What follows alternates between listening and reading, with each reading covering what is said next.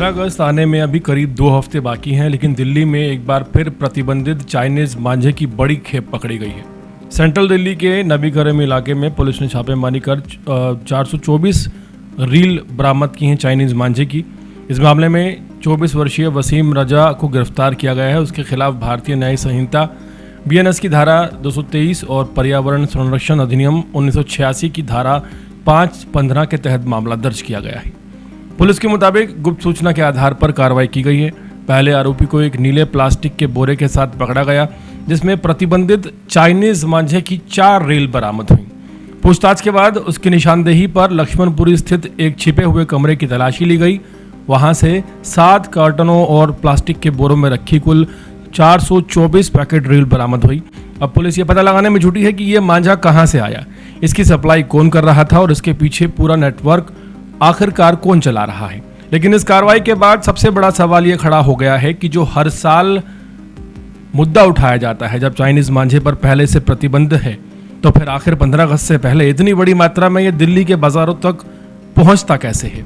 हर साल स्वतंत्रता दिवस और उसके आसपास पतंगबाजी का सीजन शुरू होने से पहले प्रशासन कार्रवाई करता है। हर साल बड़ी बड़ी खेप पकड़ी जाती हैं।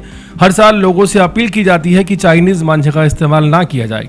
इसके बावजूद हर साल ये प्रतिबंधित मांझा बाजारों में बिकता हुआ नजर आता है। आखिर इसकी सप्लाई चेन कहां से शुरू होती है और बीच में कौन लोग इसे दिल्ली तक पहुंचाते हैं, ये एक बड़ा सवाल है जिसका जवाब दिल्ली मांग रही है।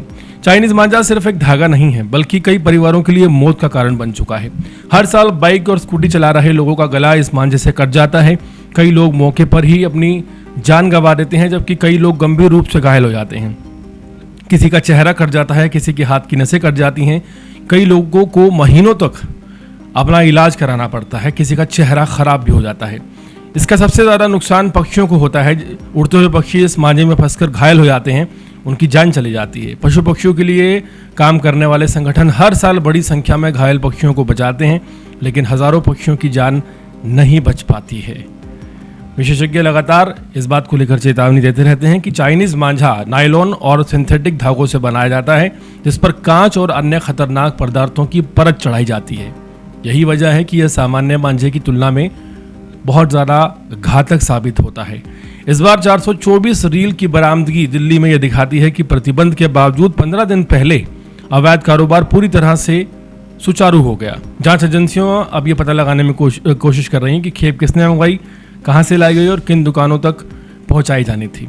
15 अगस्त से पहले इस कार्रवाई ने एक बार फिर ये साफ कर दिया है कि सिर्फ खेप पकड़ना काफ़ी नहीं होगा, ये खेल पकड़ना होगा। जब तक इस पूरे नेटवर्क और सप्लाई चेन पर सख्ती से कार्रवाई नहीं होगी, तब तक हर साल दिल्ली की सड़कों पर लोगों की जान जोखिम में पड़ती रहेगी और आसमान में उड़ने वाले बेजुबान पक्षी इस जानलेवा चाइनीज मांझे का शिकार बनते रहेंगे।